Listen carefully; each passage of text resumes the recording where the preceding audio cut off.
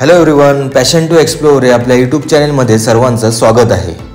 आज आपण बघणार आहोत सिंधुदुर्ग टू दिल्ली प्रवास। चला तर मग दिल्लीला। तर आजचा आपला प्रवास आपल्या कारने आणि विमानाने असणार आहे। सकाळी माझी 6:10ची फ्लाईट होती, म्हणून सकाळी लवकर 2 वाजता उठलो, तयारी केली आणि जवळपास 3 वाजता मोपा एअरपोर्टच्या दिशेने निघालो। सकाळचे जवळपास 3 वाजलेले आहेत। रस्ता पूर्ण शांत आहे। काही मुंबई पुण्यावरून येणाऱ्या बसेस आणि ट्रक्स आपल्याला हायवेवर दिसत आहेत।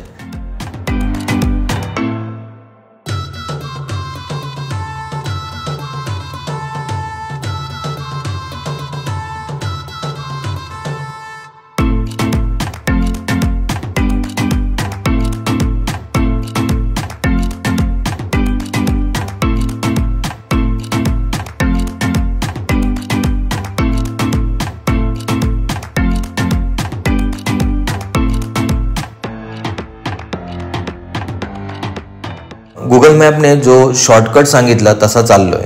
हा आतला रस्ता आहे। मगाशी आपण मुंबई गोवा हायवेवर होतो। सकाळचे जवळपास 4-4:30 वाजले असतील। रस्त्यावर पूर्ण शुकशुकाट आहे। रस्त्यावर कोणीच नाही।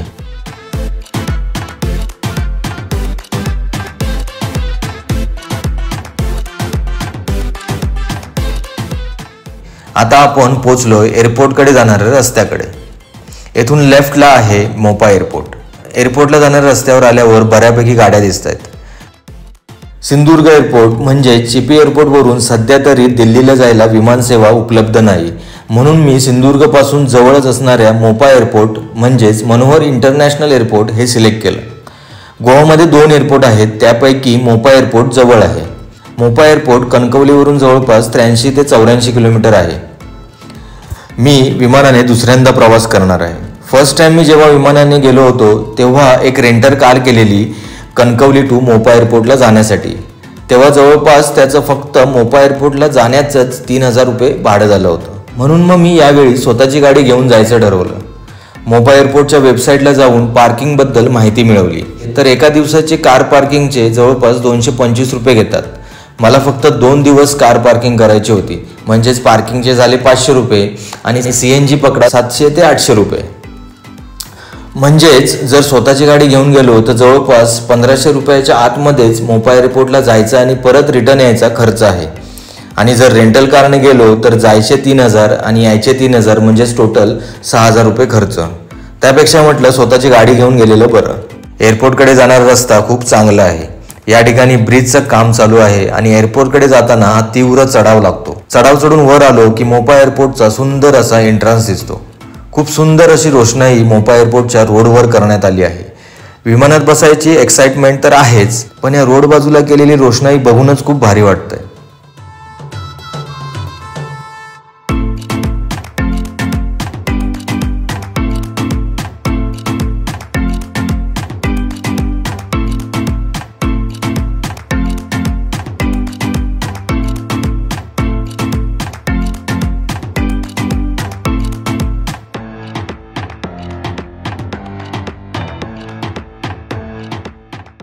सर्वप्रथम आधी कार पार्किंग कुठे आहे ते बघूया।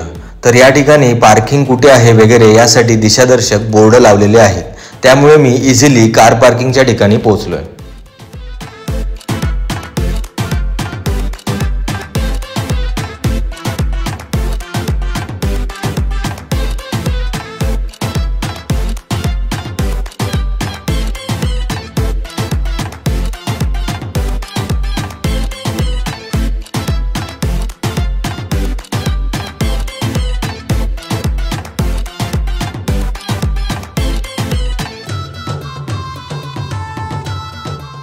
कार पार्किंगसाठी आपल्याला एक फॉर्म भरावा लागतो। आपलं नाव, address, car parking date in time, किती दिवस पार्किंग असणार, या सगळ्या गोष्टी आपल्या डिटेल्समध्ये फिल कराव्या लागतात आणि आधार कार्डचा आपला एक फोटो काढून घेतात।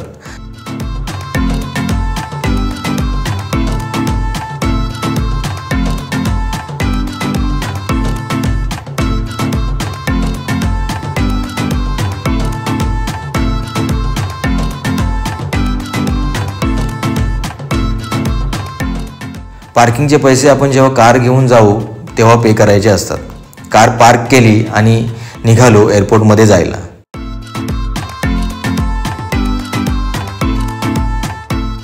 मोपा एअरपोर्ट खूप सुंदर प्रकारे डिझाईन आणि बांधलं आहे.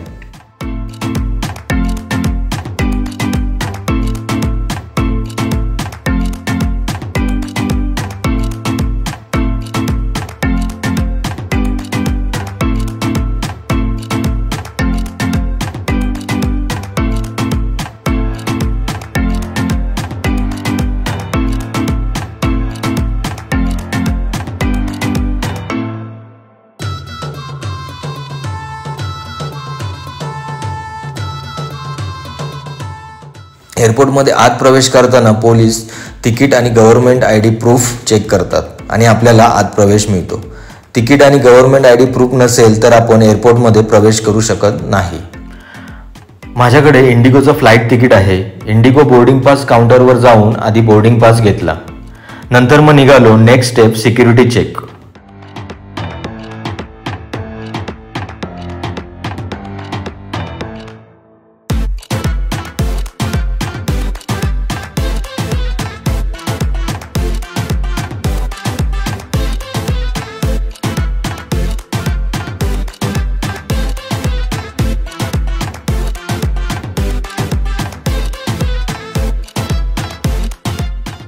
सिक्युरिटी चेकिंग झाल्यानंतर बोर्डिंग पासवर दिलेल्या गेट नंबरवर जायला निघालो.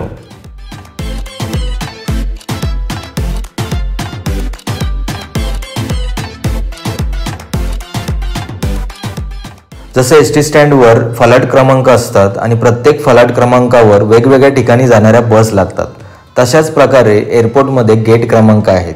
आपल्या बोर्डिंग पासवर दिलेल्या गेट नंबर ठिकाणी जाऊन बसायचं. बसण्यासाठी खूप छान अशी व्यवस्था मोपा एअरपोर्टमध्ये आहे.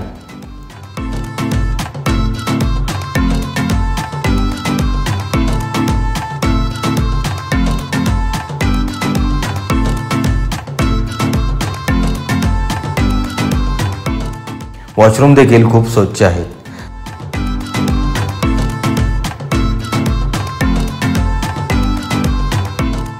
फायनली मी आता विमानात बसायला चाललोय.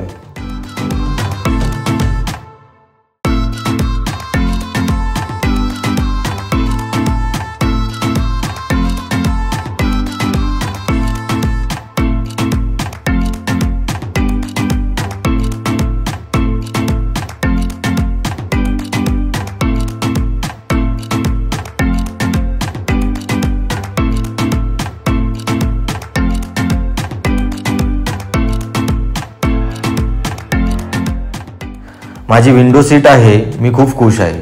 माझी 6:10ची फ्लाईट होती. विमान उडालं आणि असा काहीसा सुंदर असा नजारा बघायला मिळाला. तुम्हीही एन्जॉय करा.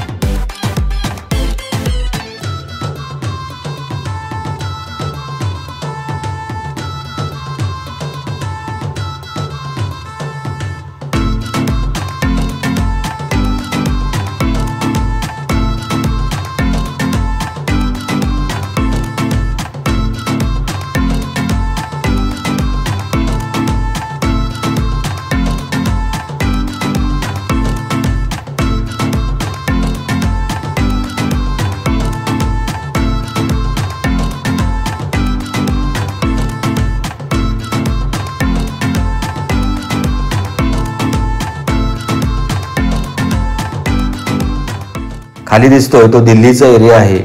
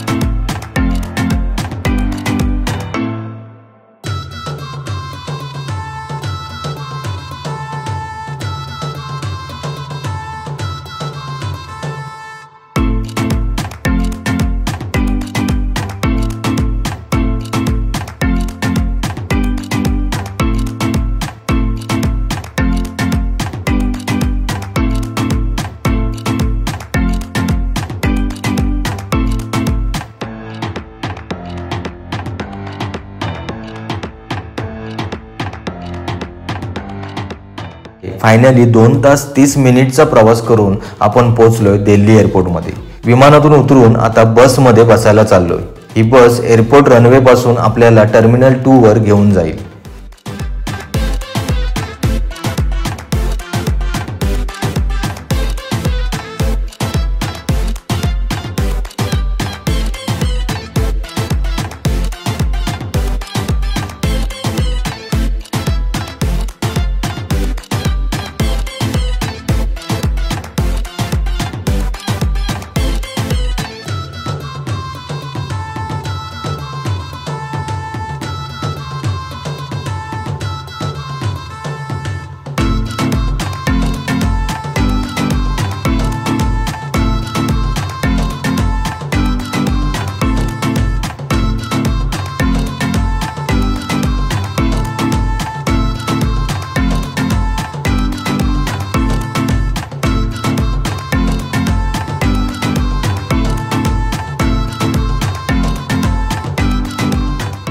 दिल्ली एअरपोर्टमध्ये आलोय.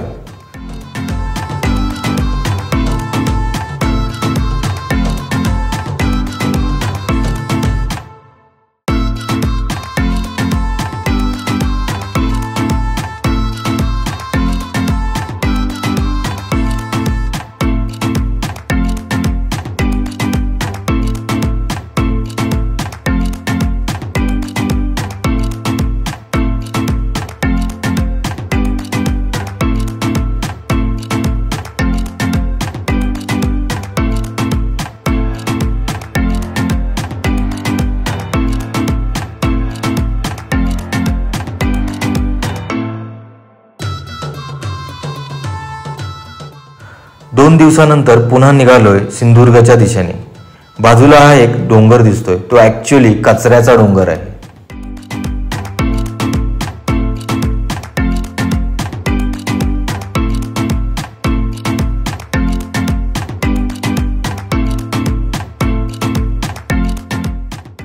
दिल्ली एअरपोर्ट टर्मिनल 2 वर पोहोचलोय.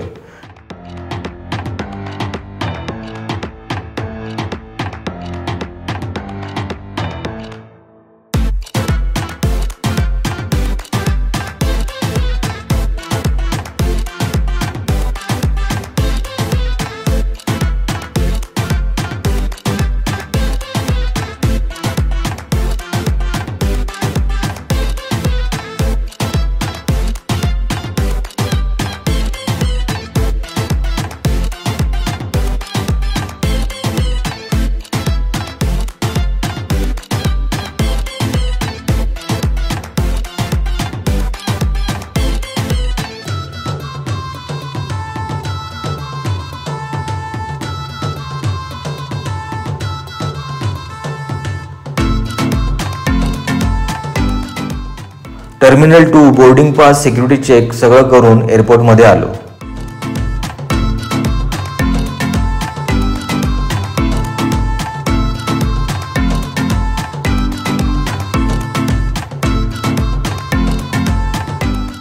एअरपोर्टमध्ये काय घ्यायचं झालं तर खूप महाग असतं. फॉर एक्झाम्पल मी पाणी बॉटल घेतली, ती जवळपास 60 ते 70 रुपयाची पाणी बॉटल आहे. नाश्ता करून गेट नंबर ठिकाणी येऊन बसलो आणि थोड्या वेळाने विमानात प्रवेश केला. विमानात पहिला प्रवेश मी केला, त्यामुळे पूर्ण विमान रिकामी आहे. जाताना मागची सीट सिलेक्ट केली. म्हटलं बघू मागे बसून कसं वाटतं.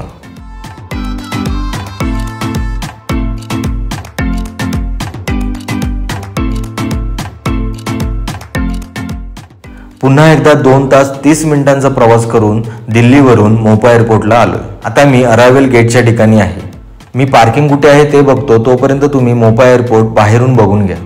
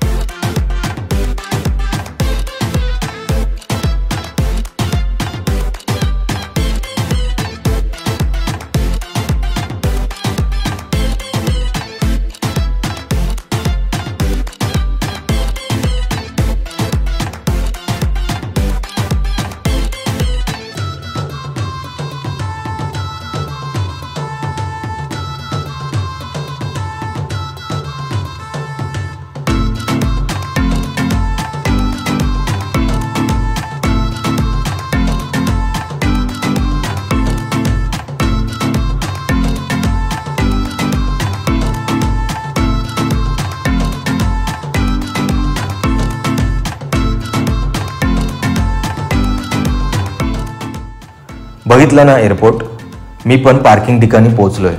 गाडी घेतली आणि एक्झिट गेटच्या दिशेने निघालोय.